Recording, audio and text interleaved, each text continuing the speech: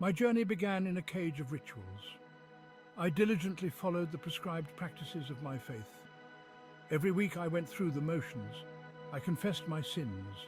I offered my sacrifices. I tried to earn God's favor. But my heart felt distant. I felt trapped in a cycle of empty actions. I longed for a genuine connection with God. I yearned for His presence. But fear kept me chained to the rituals. I was afraid to step outside the lines. I worried about God's judgment. I didn't understand His grace. The weight of my religious obligations felt heavy. Every misstep brought a wave of guilt. Every unanswered prayer deepened my despair. I felt like I was failing, but I didn't know how to break free. My heart cried out for something more. I wanted to experience the love of God that I'd heard about.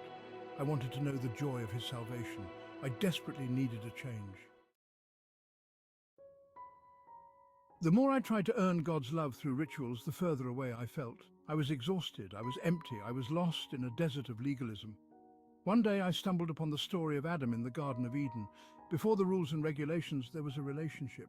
Adam walked with God in the cool of the day. They talked, they laughed, they enjoyed each other's company. It was then that I realized the truth. God desires a relationship with us, not just our rituals. He wants to walk with us, He wants to talk with us, He wants us to experience His love and grace. This realization was like a seed planted in my heart. It began to grow. I started to question the rigidity of my religious practices. I longed for the freedom and intimacy that Adam experienced with God. I wanted that for myself. Then I encountered Jesus. His words were like living water to my thirsty soul. He spoke of grace and truth. He offered forgiveness and freedom. He didn't come to condemn the world, but to save it. In Jesus, I saw the true heart of God, a heart of love, compassion, and mercy.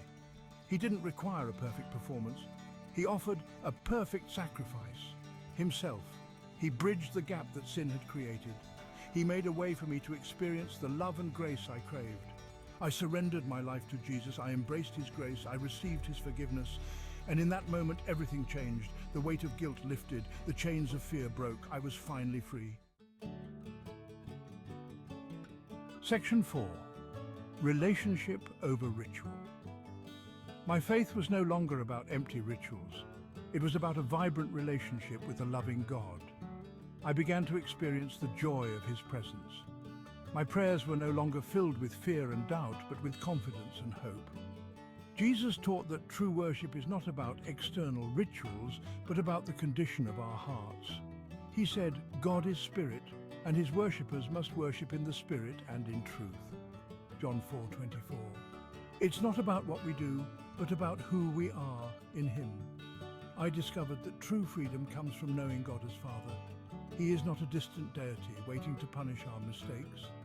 He is a loving Father who longs to embrace us with His grace and mercy. He wants to walk with us through life, guiding our steps and comforting our hearts. Section 5. Finding rest in Him. The book of Hebrews speaks of a Sabbath rest for the people of God. It says, "For we who have believed enter that rest." Hebrews 4:3. This rest is not just about a day of the week. It's about the peace and security we find in our relationship with God.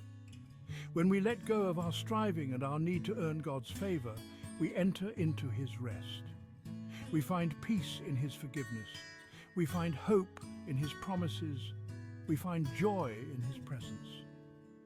My journey from rituals to relationship has been a transformative one. I have found the true meaning of faith. It's not about following rules. It's about following Jesus. It's about experiencing the boundless love and grace of a loving God. And in His embrace we find rest for our souls.